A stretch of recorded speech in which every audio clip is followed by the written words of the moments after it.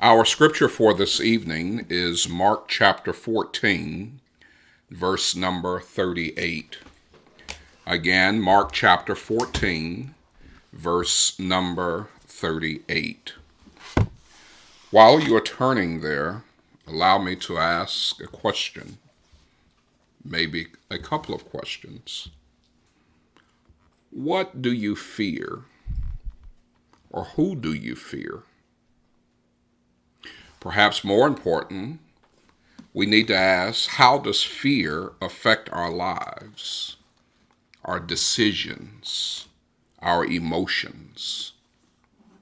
Now, fear can be broadly categorized as those things that are rational, and then there is irrational fears.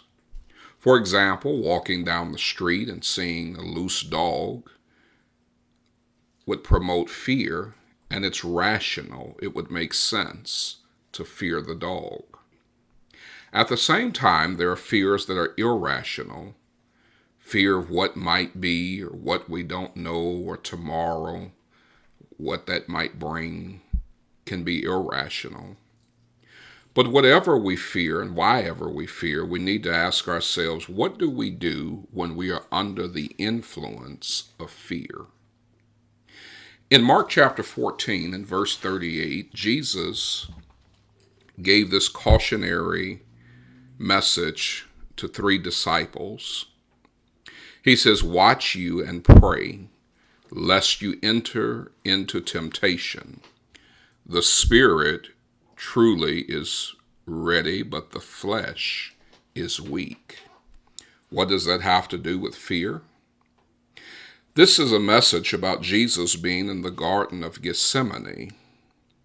He has three disciples with him, Peter, James, and John. Jesus spends some time in personal prayer and reflection on the fact that Calvary's cruel cross would shortly become his reality.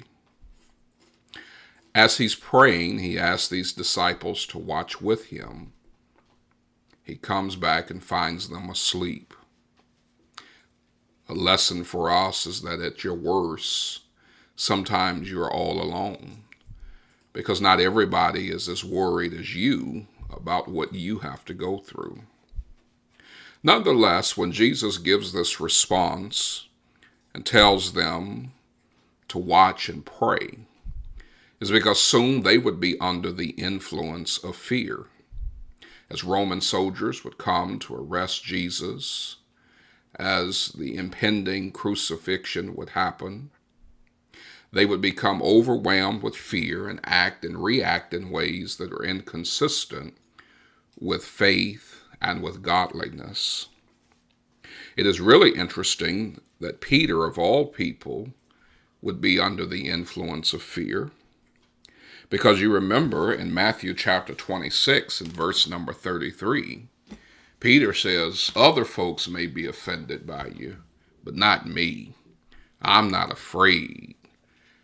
There are some things that we need to look at as we look at these three disciples. Number one, as we face the challenges of life, we have to be careful about spiritual immaturity. Never assume that you are stronger than what you are. And never look down on someone else for their spiritual immaturities or weaknesses, because theirs may be more evident, and the lack of being properly tried may cause a person to believe that they're stronger than what they are. Sometimes you don't know where you are spiritually until you have an experience that reveals who you are. So we have to be on guard against spiritual immaturity. That's what Jesus means when he says, "Watch ye." You have to be careful and watch yourself while you're busy watching everyone else. Second, it goes back to this concept of overconfidence. Peter's problem is that Peter just really believed that he had it all together. Spiritual immaturity is a recognition of our faults, our character deficiencies, our lack of virtue. But overconfidence is just believing more about yourself and your aptitude to handle reality. And overconfidence can be just as bad as low or no confidence. And third, we have to be on guard about emotionalism and not being rational. When we are emotional, we tend to react. When we are emotional, sensory perceptions are lowered and sensibilities are lowered. And we act out of our feelings instead of acting out of good, rational, thought-provoking decision making. So what is the solution for us? Jesus says, number one, to watch. In other words, always be on guard. Never think that the devil, our enemy, takes a vacation, calls in sick, or utilizes any type of personal time. He's always on the job, and he's always watching us to look for an advantage, to look for an opportunity to take advantage of us.